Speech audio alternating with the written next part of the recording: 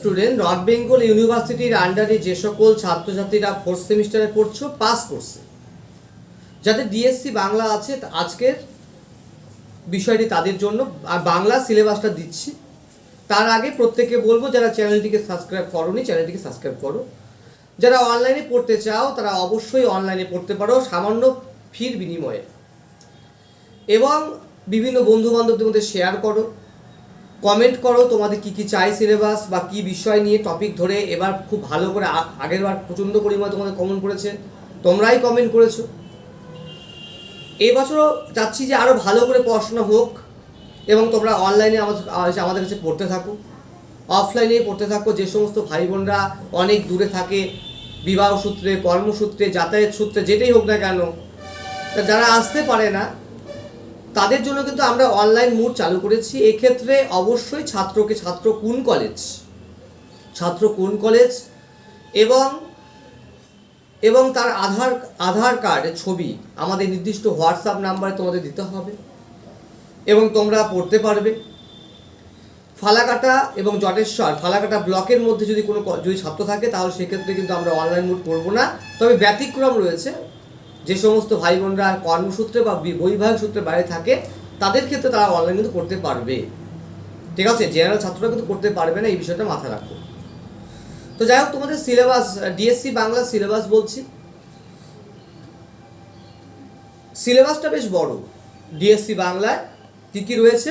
1 নম্বর, 19 শতকে বাংলা কবিতা, অর্থাৎ আধুনিকতার সূচনা ও বিবর্তন, এই পার্টটা 1 নম্বর।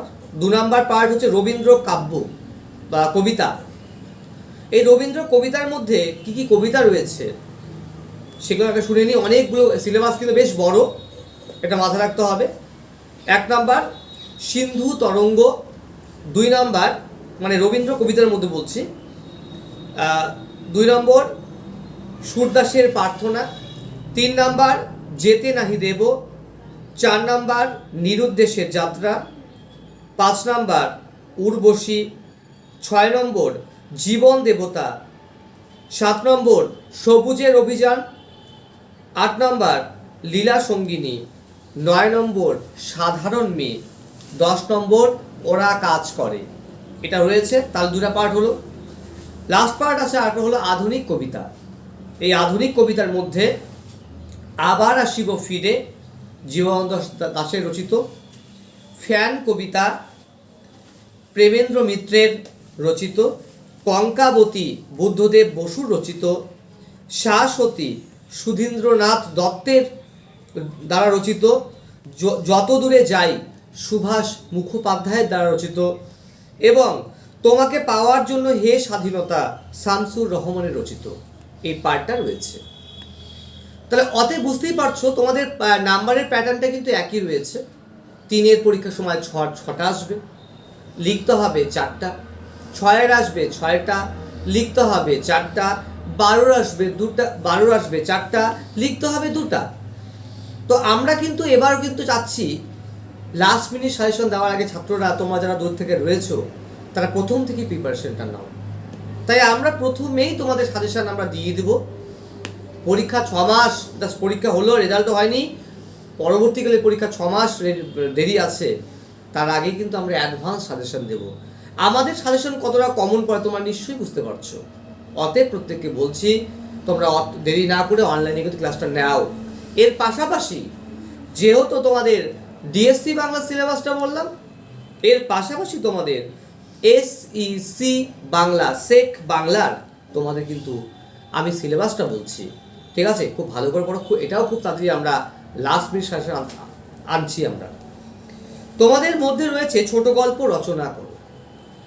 এইরকম ক্ষেত্রে ছোট গল্প রচনা করো, তারপর তোমাকে বলতে পারে যে কোনো একটি ভ্রমণের অভিজ্ঞতা নিরিখে তুমি তোমার একটি ছোট গল্প রচনা করো নিজের মতন করে। ঠিক আছে, ছোট প্রশ্ন হিসাবে বলতে পারে ছোট গল্প কাকে বলে, ছোট গল্পের বৈশিষ্ট্যগুলি লেখো, ছোট গল্পের উপযোগিতা কি রয়েছে, উপন্যাসের সাথে ছোট গল্পের পার্থক্য কি রয়েছে। ঠিক আছে, ছোট গল্পের বিষয়বস্তু কি রয়েছে, এরকমভাবে কিন্তু আসতে পারে ছোট বড় মেজো। 2 নম্বর পারো তাৎক্ষণিক বক্তব্য রচনা।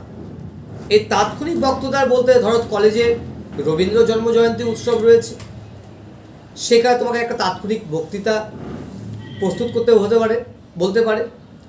অথবা কলেজে বা শিক্ষা কেন্দ্রে কোনো একটি বিষয়কে কেন্দ্র করে তাৎক্ষণিক বক্তৃতা রচনা করো, এরকম বিষয়গুলো কিন্তু রয়েছে।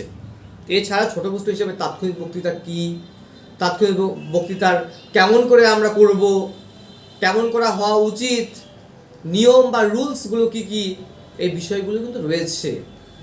3 নাম্বার পার্ট তাৎক্ষণিক সংলাপ রচনা। তাৎক্ষণিক সংলাপ রচনা অর্থাৎ কোভিড-19 হয়েছে বা অনলাইনে পড়াশোনা হয়েছে, বর্তমানে ছেলেমেয়েরা পড়াশোনা করছে না, কেন করছে না, দুই বন্ধু বান্ধবের মধ্যে বা শিক্ষক ছাত্রর মধ্যে একটা বক্তব্য, এক শিক্ষক বলবে, ছাত্র বলবে, এই যে বিষয়গুলো রয়েছে, ঠিক আছে, এই বিষয়গুলো রয়েছে। তারপর 4 নাম্বার কবিতার কাব্য সৌন্দর্য বিচার করো। এইভাবে আসতে পারে তোমার পঠিত যে কোনো একটি কবিতার কাব্য সৌন্দর্য বিচার করো, এভাবে হতে পারে। অথবা পার্টিকুলার দিতে পারে রবীন্দ্রনাথ ঠাকুর বা জীবনানন্দ দাশের যে কোনো একটি কবিতার কাব্য সৌন্দর্য বিচার করো, এভাবে হতে পারে। ছোট প্রশ্ন হিসাবে কাব্য সৌন্দর্য বিচার করার দিকগুলো কী কী, কাব্য সৌন্দর্য বিচারে ছন্দ অলঙ্কারের ভূমিকা কি রয়েছে, এই পার্টগুলো কিন্তু রয়েছে। সিলেবাস বাংলা সিলেবাসটা ছোট, কিন্তু পড়তে কিন্তু হবে, এটা মাথায় রাখতে হবে। এছাড়া ছোটো গল্পকার রবীন্দ্রনাথ ঠাকুর কয়েকটা ছোটো গল্প লেখো, এইভাবে হতে পারে। তো যাই হোক, তোমরা যারা চাও অনলাইনে মোডে পড়তে চাও, দেখো তোমরাই বলেছো যে আমাদের সাজেশন খুব ভালো কমন পড়েছে, লিখে শেষ করতে পারিনি, প্রচুর কমন পড়েছে, নেক্সটে আমরা তোমাদের অনলাইন মোডে আমরা নিতে যাচ্ছি। দেখো আমাদেরও বিষয়টা কী বলতো, আমাদেরও সিট সংখ্যা অনলাইনে কিন্তু আমরা কিন্তু ভুরি সংখ্যায় নেব না। 3টা সেমিস্টার ম্যাক্সিমাম, প্রতিটা সেমিস্টারে আমরা ফার্স্ট সেমিস্টারটাকে আমরা নিব 400, ইতিমধ্যে 250-এর উপরে হয়ে গেছে, 150 সিট ফাঁকা। আর বাকি সেমিস্টারগুলো যেটা রয়েছে 300 করে রয়েছে, তার মধ্যেও প্রায় 150 প্লাস হয়েছে, মানে 150 করে প্লাস হয়েছে।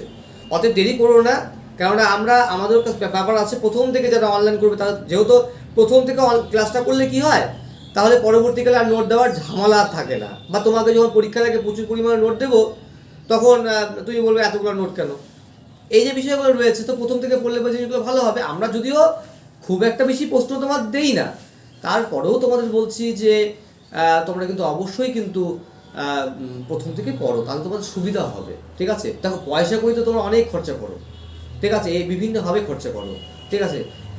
তোমরা তোমাদের স্বার্থে, নিজেদের স্বার্থে যদি একটা অনলাইন ক্লাসও যদি তোমার নাও, সেইরকম ব্যাপার তো না, সামান্য বেশি বিষয়, অন্তত তোমার বিষয়গুলো নিয়ে তোমরা কিন্তু কনসিয়াস থাকতে পারবে।